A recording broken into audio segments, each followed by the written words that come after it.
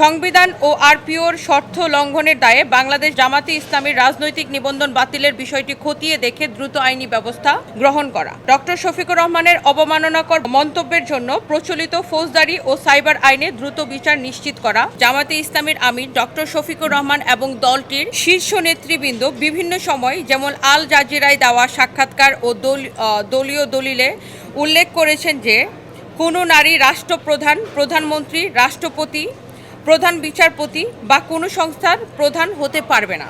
এছাড়া জামায়াতে ইসলামী বাংলাদেশের এটা ঘোষিত নীতিও। এই অবস্থান সংবিধানের অনুচ্ছেদ ২৭ ও ২৮-এর সরাসরি লঙ্ঘন। আরপিও অনুযায়ী কোনো দল যদি সংবিধানের মৌলিক কাঠামোর লিঙ্গ সমতা বিরুদ্ধে অবস্থান নেয় তবে সে রাজনৈতিক দলের নিবন্ধন বাতিলযোগ্য।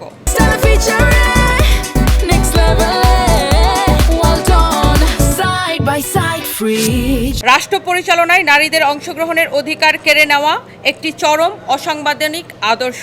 সুনির্দিষ্ট অভিযোগ, সম্প্রতি ডক্টর শফিকুর রহমান কর্তৃক নারীদের উদ্দেশ্যে প্রস্টিটিউট বা পতিতা শব্দ ব্যবহার এবং নারী নেতৃত্ব নিয়ে তাদের দলগত বিদ্বেষমূলক অবস্থান কেবল ব্যক্তিগত আক্রমণ নয়, বরং এটি বাংলাদেশের সমগ্র নারী সমাজের সাংবিধানিক অধিকার ও সম্ভ্রমের উপর সুপরিকল্পিত আঘাত। নারী সম্মান ও সাংবিধানিক অধিকার কোনো রাজনৈতিক আপোষের বিষয় হতে পারে না। এমত অবস্থায় আমরা নিম্নোক্ত দাবিগুলো উত্থাপন করছি।